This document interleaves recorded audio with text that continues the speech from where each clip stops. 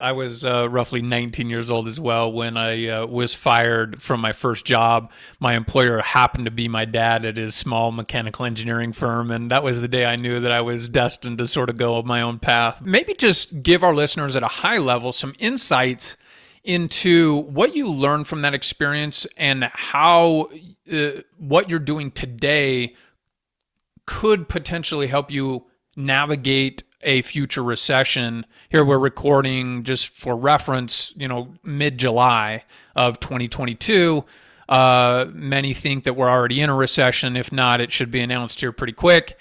But maybe give us some insights into your experience way back then in single family space with a large portfolio spread out to what you're doing today, and how you feel like you may be able to weather that storm a little bit better than the past.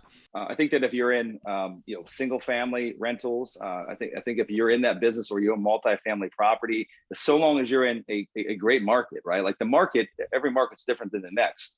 So long as you're in that, in a good solid marketplace, I think you will be absolutely fine. Now, with that being said, I still think that there's, really good ways to be prepared for, the unforeseen outfall or unforeseen circumstances that might come. And what I've always, I've had many mentors tell me this in the past, and it's just something that we've come to really work into our philosophy at our company is there's truly only one thing that if you go through a challenging time with any particular property you have, there's really only one thing that can absolutely make a good deal into a bad deal, or make it to where you find yourself in a financial bind to where you're giving that property back to the bank. And it's the debt piece, right? It's the debt piece, understanding that the mechanics of the debt of that particular property, not being in an over leveraged state, really having a longer term forecast. If you're a long term investor, but yet you went and tied on, floating debt or 3 to 5 year debt to where you're going to have to refinance in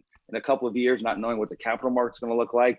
That's when I think folks find themselves in really precarious situations. And so we've been very diligent, and a lot of it over the last couple of years within our company, the diligence has really come from how the last time played out for me. And we weren't over leveraged, but we had different loans that came due in 2010, 2011, when again it was just really challenging. Banks weren't making loans, and so we found ourselves having to sell properties, fire sell them just to get out from underneath them.